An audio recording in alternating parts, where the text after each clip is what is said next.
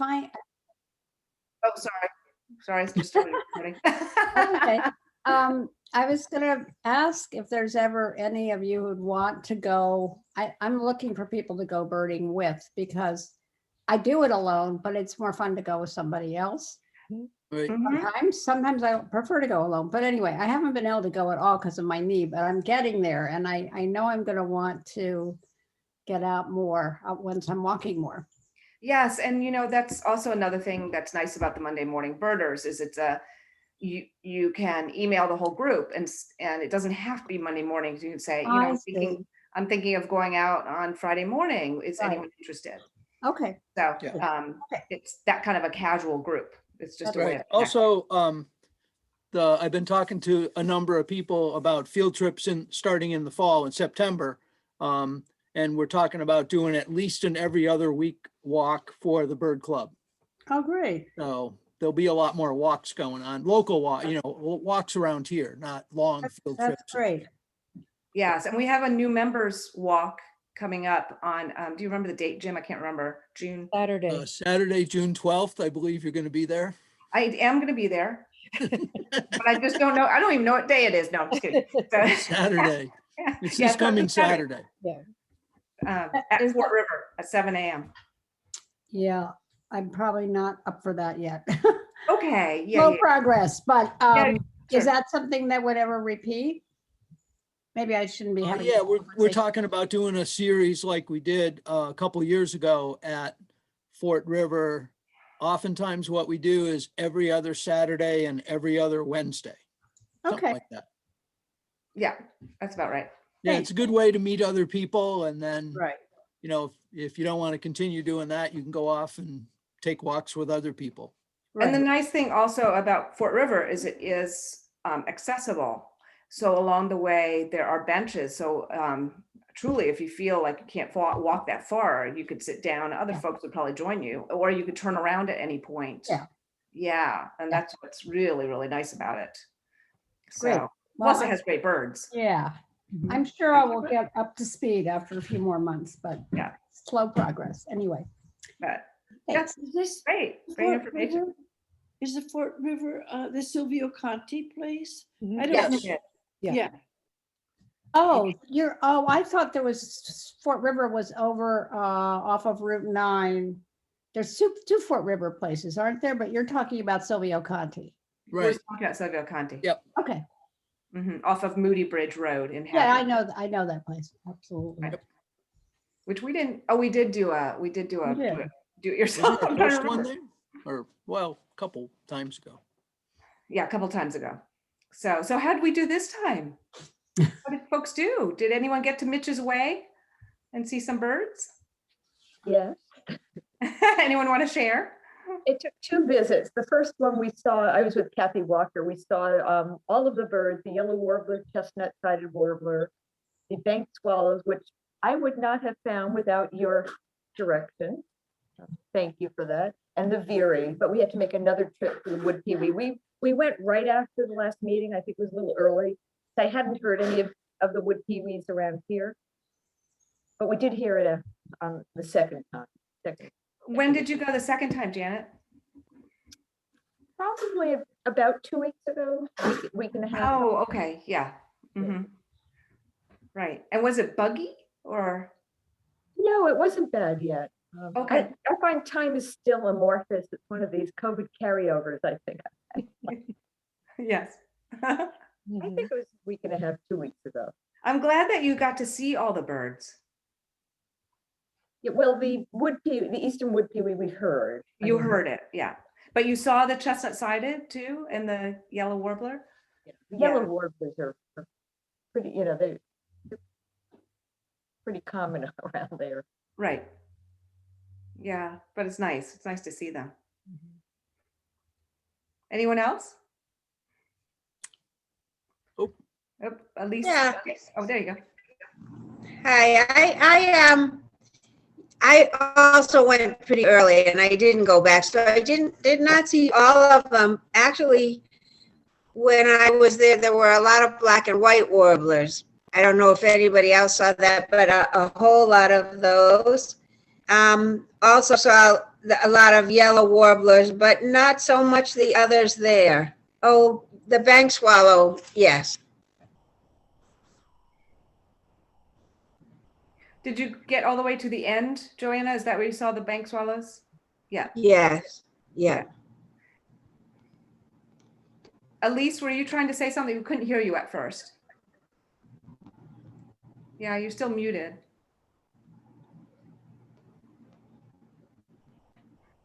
Yeah, I'm not sure why. Let me see if I can help from this end. Hmm.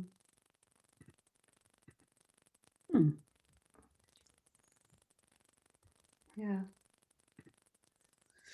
No, no. We can't hear you for some reason, at least. Maybe if you try to, if you click out and get out of the meeting and then come back in again, it might help.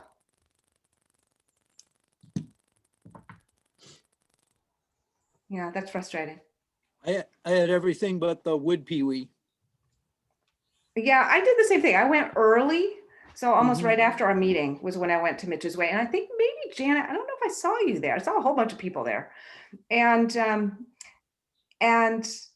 that's why I didn't get the wood peewee, because I didn't go back. I went that one time and I just didn't have a chance to go back.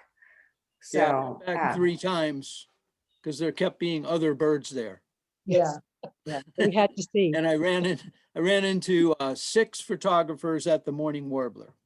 Wow. right. No bird watchers.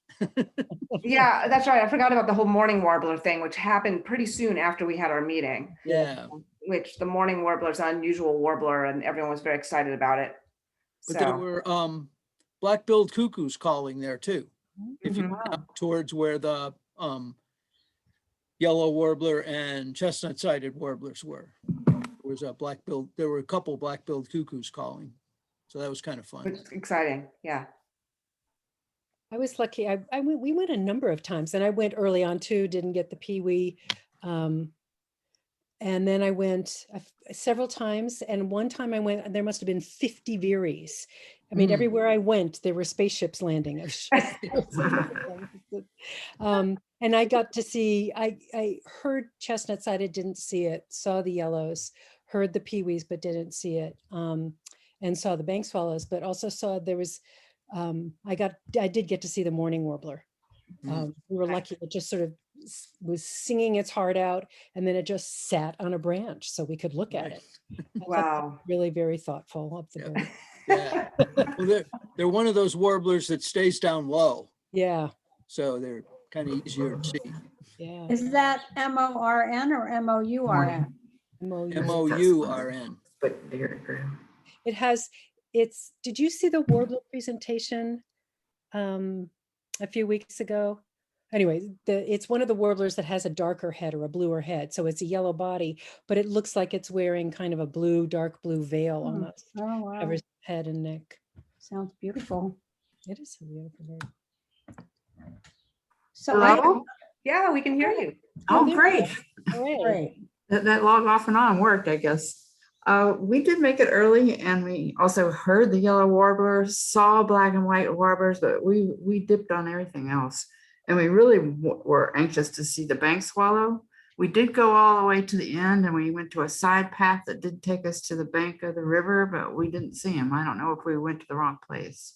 No, you were in the right place. They were further upriver. This Is that year, what- they've been right at that campsite. There was a campsite there. Yeah, we were there. Yeah, they've been there in years past, but this year, when I went, they were further upriver.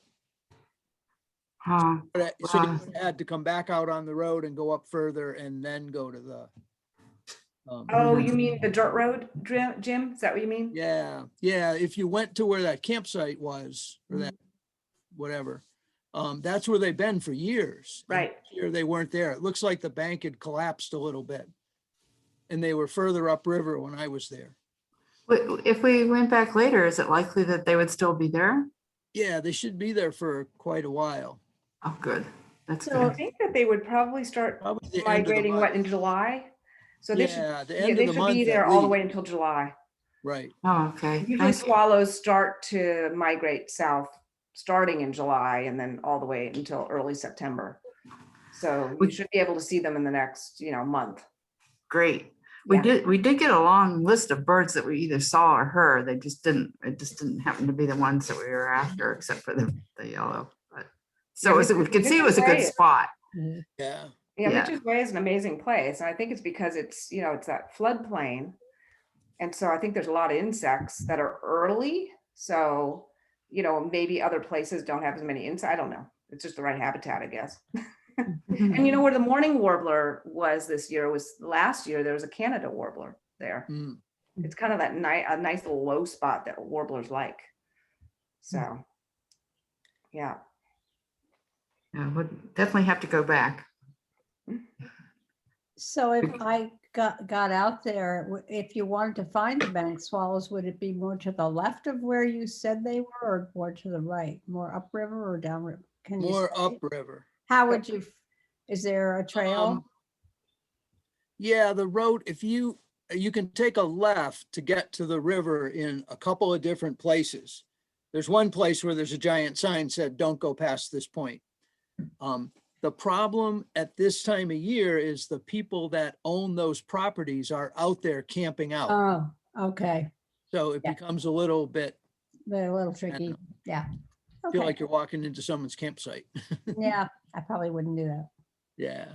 And then, But I feel like, bank swallows have been seen at Fort River. Oh, right. I mean, they're not really common there because they're not nesting there, I don't think. But there's that new pond off of Moody Bridge Road. And sometimes there are swallows, a whole bunch of different swallows flying over that, catching insects.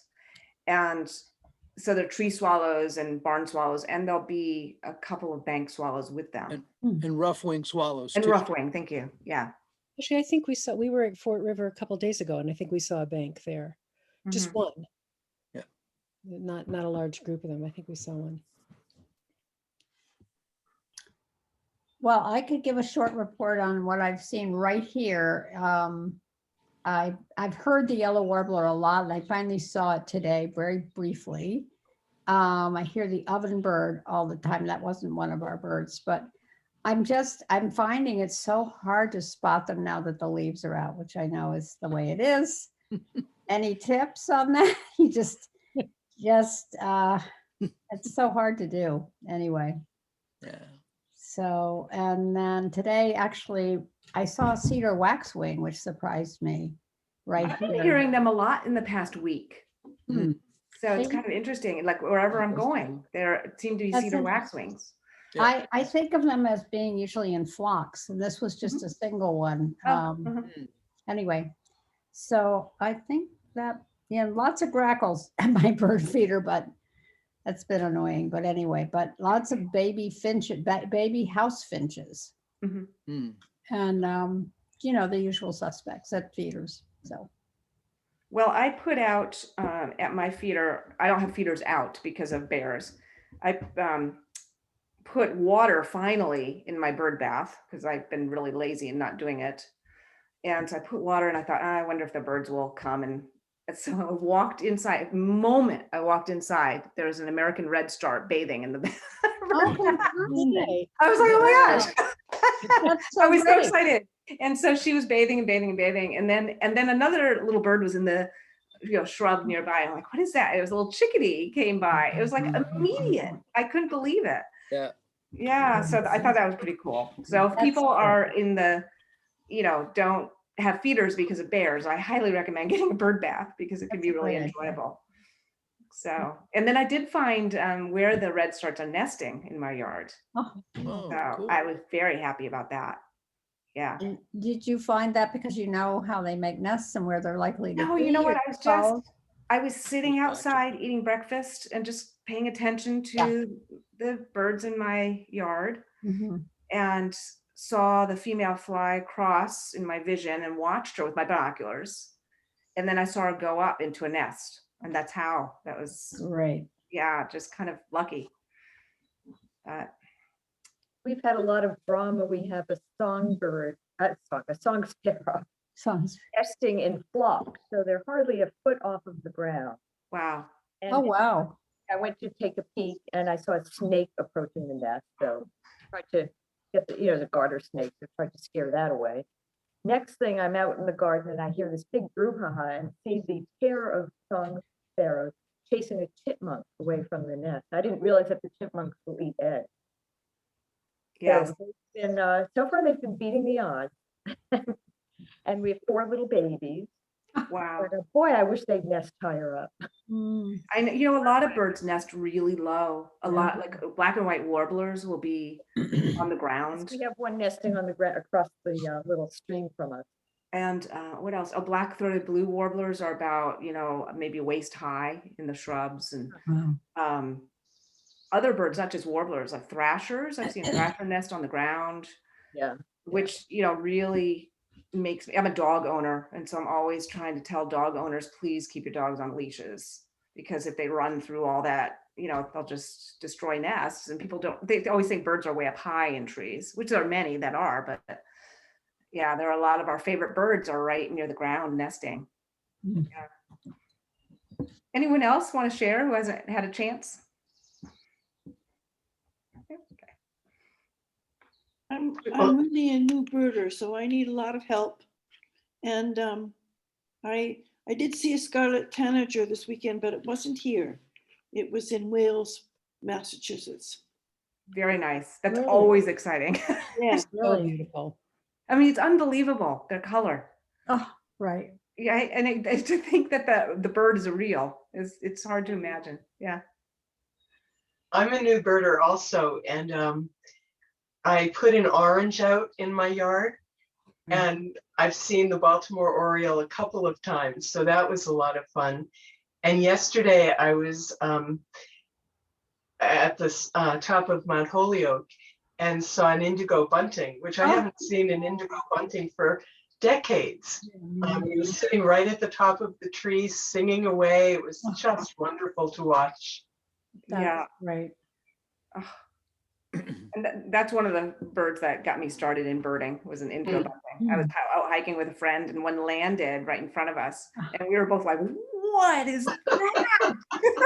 Beautiful. They're just gorgeous. We were stunned, I mean, we knew cardinals and all the common, kind of backyard birds, but Uh-huh. yeah, and then I was like, I've got to find out more about that bird. And here I am.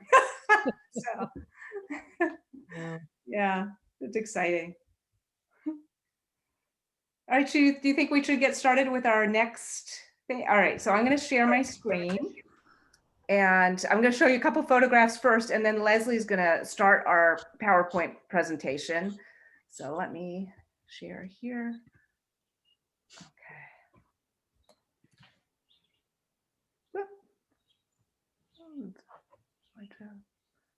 There we go. I just wanted to take a couple pictures. I think it's kind of fun where our last place was. So this is the end of Mitch's Way, overlooking the Connecticut River. And I thought the light was so nice. So I took a picture. This is where I saw bank swallows, but like Jim said, they were upriver, which I'm looking upriver in this picture. So it's just lovely morning. And then I had to take a picture of my birding companion. Aw. That's Bubblegum. My daughter named her. Anyway, Bubblegum, she has a special leash where I can belt it around my waist so my hands are free, so I get to use my binoculars. Oh, that's And great. I bring lots of dog treats so that when I stop and she doesn't want to stop, I can just keep feeding her treats. And then she's like, oh, okay, this is a happy time.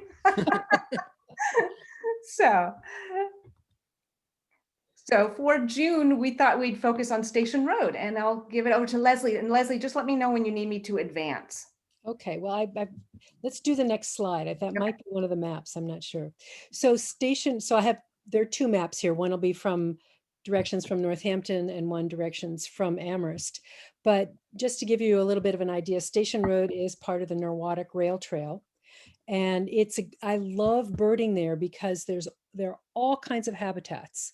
There's everything from swamps to fields. You can have warblers and bobolinks and herons and ducks, and it's lovely. And you can go as far as you want and come back. There are places to sit, and it's a paved pathway. For those of you who haven't been there, it's a paved rail trail. So if rough terrain is not great for you, then this is the perfect place. And I've had, when I've had an injury, I had a hip injury, and it was really hard to bird anywhere else. This was the perfect place. So, and it's perfect for lots of reasons. So it's fairly easy to get to. Well, you see, it looks like a lot of twists and turns. This is the map from Northampton. So you're coming over. Can you see my cursor? Is Oh, my- I can use my cursor. No, it'd be, yeah, it would be you me. can't see, yeah, okay. So there you are coming over the bridge and you're on Route 9. And stay on Route 9 till you get to Mill Valley Road, which is, if you know where the, let's see, one of the landmarks there, you go past Wildwood Barbecue. And just before you get to the Hadley Garden Center and Lowe's, that sort of area, that big intersection, this is a right turn just before that. So you take Mill Valley Road, you'll come to South Maple Street, you take a right on South Maple, and then you take a left on, I think it's Pomeroy, West Pomeroy. I know I have the directions written out. So you stay on West Pomeroy and you'll come right to the South Amherst Common. That little jog there is, you'll come right to the common there, take a left on Middle Street, and then you'll see Station Road and you go right. And you will come to a parking lot. Now the rail trail goes, if you park your car there, you see the rail trail goes toward the Brickyard Conservation Area. It also goes towards Lawrence Swamp. I would suggest for the first time there, if it's your first time there, is go towards the Brickyard Conservation Area. So you park there, you get out and you walk. There's a porta potty there if you need it. And I have found getting out in the parking lot, it takes me 10 minutes because there's so many birds to hear and see in the parking lot there. So that's kind of fun. They're usually thrushes. I've seen wood thrushes there and veeries and all kinds of, sometimes once a hermit thrush, vireos, all kinds of birds right there in the parking lot. So if you start down Station Road, you'll see a small swamp on your right, and you just keep going. And there's a big swamp on your right. And then that big swamp is one of the areas where you'll see the herons that we're going to talk about. It's a great place to see herons. There are 2 beaver lodges there. You'll see actually all kinds of ducks. I've seen wood ducks there, mallards. You'll see Canada geese nesting. There are a couple of nests right on the beaver lodges, so that's kind of fun. And one of the other things that I've seen in that swamp are minks. I've seen beavers and otters, but I also saw mink. And I'll tell you about the story about the mink as we go further. But you keep going down the rail trail and you'll see on your left, you've got the swamp on your right, and on the left, there are all kinds of trees. And there you'll see the tanager and all kinds of wood warblers you can easily see in those trees. And you'll keep going, you'll see, at one point, you'll see a big meadow on your left, big, huge meadow that goes way, you'll see it's an enormous meadow, and that's where you could see bobolinks and meadowlarks. So if you just keep going down the rail trail, they're all different kinds of habitats. And you don't have to go very far either to see the birds that we're talking about. The mink story is so past that meadow, there's a little bridge, and we're walking over the bridge. And on one side of the bridge, we saw something swimming. We saw the little head, and it came out on the other side of the bridge, and it was a mink with a fish in its mouth. And it jumped up onto the bank and we saw it running, and then it obviously took it to its, I don't know what you call them, kits or pups or babies. And then it came back and swam under the bridge again, ready to go fishing again for the babies. It was really very cool. I'd never seen anything like that before. So anyway, it's a great, really great area for birds and all kinds of wildlife. So this map is the direction from Northampton. Let's take a quick look at the directions from Amherst. There are a couple of ways to go. If you go from Amherst Center down 116, and you can take a left on, I think it's the Shays Road.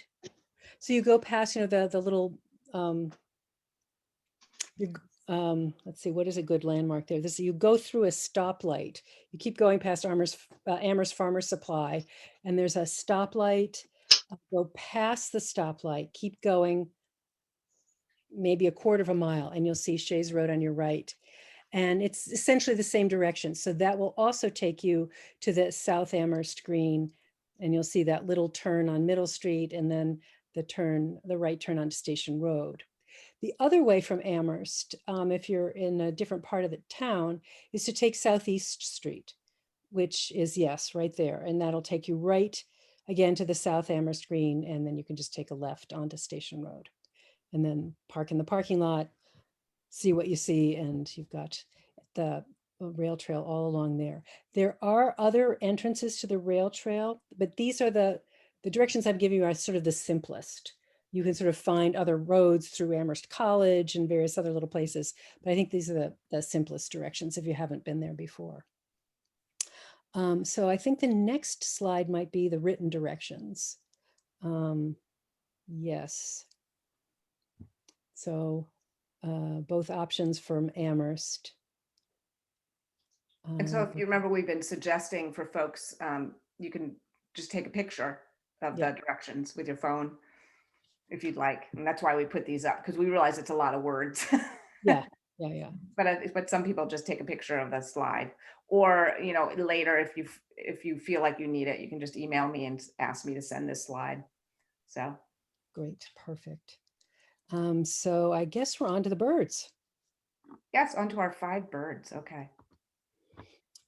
So the first one is the great blue heron, which, if any of you know Mary Oliver's poem about the heron and the egret, is so beautiful standing at the side of the pond. This is the largest of the American herons.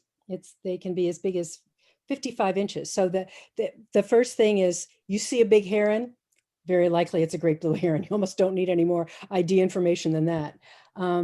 So also the blue-gray color is very distinctive, and you can see it has kind of a white face and a light colored neck, that beautiful S curve in the neck, and the legs are very long legs, are sort of pinkish. It has a bright orange bill, and it's a little harder to see in this photo, but it also has, you see the black behind the eye? It has sort of this black stripe on its crown behind the eye. And then there's a little, what do you call it? Like a plume, like a head plume that comes off the back that you will also see. When they're flying, they curl their necks up, and the wings are they're beautiful. You see how the neck is all curled up there. Legs really extend far past the tail. And they have such a large wingspan that sometimes when I see them flying, I think I have to ask myself, well, is that an eagle? Is that a hawk? And then you'll see this sort of distinctive shape of the body, and instantly you know that it's a great blue heron. One of the great things about herons in terms of bird ID is they sit for or stand for a very long time as they hunt. And and that also can make them hard to see, because they sort of blend into the background sometimes. Sometimes, you're looking for movement to identify a bird, but they'll just stand for a long time. And then, like lightning, that you'll see the head shoot out and the beak shoot into the water, and they'll catch a fish. It's just a magnificent thing to see. They also have this beautiful, delicate walk with their long, long legs as they walk through the reeds. So you'll see at Station Road, I've seen them in the big swamp, usually towards the back of the swamp. I haven't seen them closer to the walk, but I've seen them towards the back. I've seen them walking, I've seen them flying, and then just standing very still. So you can almost always see one there. And they're right, Laura. I mean, they love it there. Yeah, there's a real relationship between great blue herons and beaver ponds. And so the beavers are really active in that swamp area. And so that's why we see a lot of great blue herons. Yeah, it's just perfect habitat for them. I didn't know that. And so that's great. That's perfect. They have a call, and this beautiful, elegant bird has such a croaking call. It just sort of, I was listening to it. It sort of sounds to me like an old warped wooden door that somebody's trying to force open, like. So it doesn't quite match its beautiful, elegant shape and movement pattern. So I'm ready to see the other heron. And the green heron. Now, the green heron is much shorter, and you can see it's stockier. It also likes to stand at the edge of the pond, and these I've seen much closer to the actual rail trail. I've seen them very, very close on the near edge. They also seem to like the beaver lodges. I've seen them standing on the beaver lodge or foraging right near there. And they too have that behavior of being very, very still until they see something and just darting out to get it. They're green heron. When you see the green heron in the light, these darker feathers on the back that look very, very gray will actually have the dark green tinge to them. So it's really, at first you look at them and you don't see the green, but you will when the light hits them right. And that beautiful chestnut neck, it's a much thicker neck than the great blue heron, and you'll notice that when they're in flight. So of course they're smaller birds, but you'll also see the thicker neck, and they don't curl it in the same way that the great blue heron does. And sometimes you'll see it has a little crest. Sometimes the feathers on the head will sort of crest up like a little mohawk. And I'm not sure what triggers that, but you'll see that every now and then. And sometimes that's the thing that'll catch your eye when you're looking for the green heron. I've seen juveniles there as well, and they're lighter brown, they're fluffy. Yeah. Oh, this is beautiful. This is not a juvenile, right? It said it was in the Oh. pictures. I mean, Oh, I think I it's think because that of the juveniles as browner, but they do have that streaking on the the streaking. belly. So I think Yeah. this is, you know how they can be variations as they get older, right? Right. So that streaking is one thing to look for. And they too also have a very inelegant call, I'm afraid. You see them flying by. So I wanted to ask you, Laura, I've noticed that green herons, when they fly not close to the ground, but they don't fly anywhere near as high as the great blues. Great blues are way, way up there. And I've never seen a green heron fly quite that high. Is that normal, or is that just the habitat that I happen to have seen them in? I think the majority of the time I see green herons flying lower. Yeah. Okay. I mean, they've obviously got to go high at some point because they're migrating, right? But yeah, but most of the time, if you're going to be on Station Road, I would say, yeah, they seem to be like in the swamp and then fly up, not very high, and then go somewhere else. Right, in the swamp. Yeah, so they can just stay in that same area. Right, Yeah. right. Yeah. So these are easy to see, and especially in that big swamp. Great, thanks. All right, I will go to our third bird, which is the eastern kingbird.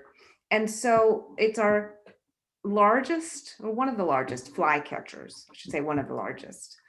And it likes to perch typically on the tops of trees, kind of out in the open is usually where I see them. So it's like they're pretty easy to spot. And you can tell the eastern kingbird has this very dark head in contrast to a grayer body. And what really stands out is the white throat, white belly, and the white line at the end of the tail. So when they fly, look for the end of the tail, and that will be the distinguishing characteristic to know, overall, it's a shape of a flycatcher, it's the flycatcher group, but it has that white end of the tail, and then you have a kingbird. And flycatchers do have kind of this large, I kind of call it a blocky looking head. So, that's something to look for, to know that you have a flycatcher. And behavior, if you see it sitting on a branch and then it goes after something, comes back close to the same branch, again, it has that fly catching behavior. So that's something to look for. Another thing that kingbirds do, which I've noticed before, is they fly funny. So it must be, and I don't know if someone else knows the answer to this, it must be some sort of display towards other kingbirds where they kind of do this, you could see it it's at an angle, this kind of hunched over fluttering of their wings from one spot to another. And so I've noticed this a lot. So it's something to look for. And so whenever I see that, I don't even need to get my binoculars on the bird. I'm like, oh my gosh, that's a kingbird, because it's doing that weird, strange, hunched over fluttering thing. I don't know what else to call it.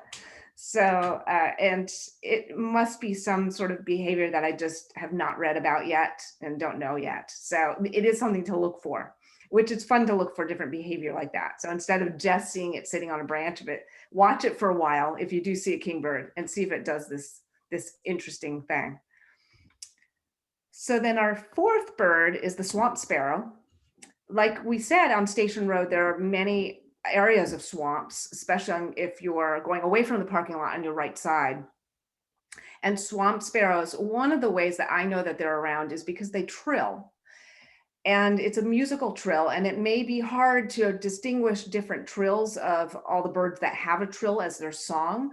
But if you're hearing it, it's in the swamp and it sounds a little musical, start looking around, because you'll probably find that it's a swamp sparrow. And swamp sparrows have this beautiful kind of rusty color on a black striped back, rusty in their wings. And then they have this contrasting gray around their face. You can see a little rusty on their head. And then a faint streaking on their chest. So that's something to look for with swamp sparrows, because the other, of course, very common sparrows are song sparrow, and song sparrows have very strong stripes on the front with a smudge of a dot in the center of their chest, which you can see here with the swamp sparrow. You're not going to have those very strong stripes. And this color this time of year is quite striking. If you really take time to look at sparrows and their subtleties of their colors, they're really quite beautiful, that rusty against the black and the gray. You can come across immature sparrows because now nesting is occurring, and then that's a whole other challenge. So I'm just going to put it out there. That's a whole other challenge. And there are many times that sometimes I see a sparrow and I'm like, I'm not really sure. But you can see, I bring this up because you just want to be aware that you might see something and you'll be like, I have no idea. And it might be because it's an immature, a young one, one that just fledged. You can see the faint streaking. They still have this head pattern. They will have rusty on their back. And you can go by habitat. So if you're finding them in the swamp. And then our last bird is the scarlet tanager, which someone mentioned, seen before. Striking, usually high up in the trees, I see them. And singing like people describe it, it's very similar to a robin's patterned song, but it is a rougher sounding song, like a robin with a sore throat is how a lot of birders describe it. But that bright red with the black wings and tail is distinctive on the male. And tanagers have this funny looking bill. I always think their bills look like someone drew it wrong. It's not delicate enough. It's kind of fat, but yet it's not fat enough either. It's not like a grosbeak, and it's not like a cardinal. It's like someone couldn't quite decide whether they wanted the bill to be fat or thin. But that's kind of distinguishes it. Like if you have a silhouette, it's something to look for on a tanager. And this is the male. The female is different because she's yellow with dark wings. But notice again that bill shape. And she does have the overall pattern of, the color on the head and the chest and underneath the tail, that yellow, but then the wings are darker and the tail's darker. So that's something to look for, is that you'll see this yellow bird, you're like, what is that? And then you'll realize, oh, it's a tanager, and tanager is quite sizable. So I also see them a lot, like you might see the male and he's so striking, and then watch for a little bit because she's often around and she'll fly near him. And then you'll be like, whoa, there she is. Because she can blend in, obviously being the yellowish green, so much more against the leaves. All right, so those are our 5 birds. It's the great blue heron, the green heron, the swamp sparrow, scarlet tanager, and the eastern kingbird. So hopefully you'll get out to Station Road and be able to see them. It's a lovely, lovely spot to go birding. And I just wanted to let you all know that our next time is not going to be on a Monday because we felt it was too close to the July 4th holiday. So we made it on Tuesday, July 6th at 7. And Leslie's going to be away, but we'll have Janice Jorgensen joining me to help present at that Zoom meeting. All right, I'll stop sharing my screen. There we go. Yay. Yay. So if anyone else has any questions at all, otherwise we'll All have another good night. Oh, so Olivia, you have a question. You need to unmute. I just wondered about warblers. Do they stick around a lot of the summer? When do they start migrating usually? I mean, I'm still hopeful I can get out and see some warblers. Warblers start migrating again about first week in September. Oh, not till then. Oh, Yeah, so first week, a lot of the early birds that migrate are the swallows. They start early. Shorebirds start early. And there can be some warblers that might start in August. But I would say if you're getting to about second or third week in September, then you're not going to see a lot of warblers. They right. move through pretty fast the first week of September. Do you think differently, Leslie? Or Oh, that makes sense to me. yeah, There's so some nest around here, so you'll definitely see them all summer. Oh, mhm. good. That's what you're And wondering. Yeah, like Do the they yellow. change into their fall colors before they migrate? Pretty much. Okay. Yes, and Yeah, then that's that what you're can looking be an interesting, Challenge. and they're not singing, so it can be an interesting challenge. Right. Yes. But they're not, I'm finding that fall warblers, yeah, they can be really, really hard, but they're not as hard as some other groups of birds. Like, But they stop singing because they're not nesting and doing territory anymore. correct. That's true I mean, for- once in a while they might sing a little bit. Yeah. But not so much in the fall. Yeah. Yeah. Okay. And fall sort of has this progression. It's kind of interesting, like migration, the southerly migration. You'll start July, August is the time to really look for shorebirds and to say goodbye to the swallows. And then early September, the warblers. And then mid-September, it's the hawk migration. September 15th is kind of the peak. And then you get into, what would you say is after that? Trying to think, because sparrows would be, then it's waterfowl. So it's like ducks and things are in October. And then come November, it's the sparrows migrating. So that's kind of how I see the fall. Mhm. Oh, interesting. Yeah. Now, with that being said, everything overlaps. Like when I say the peak of hawk migration is mid-September, hawks migrate from about that time, different species, from about that time all the way until Thanksgiving. So, there's different times that different species migrate. Thank Yeah. you. Yeah. I know, fall migration, it's like, any of those, what I call the shoulder seasons, spring or fall, it's always very exciting. So, Okay. all right, well, good luck, everyone. Have fun. It was good to see everyone Thanks. again. Yeah, great to see you. Thank you so much. These are so helpful. Well, Bye. good. Good luck. Have fun. Thank you.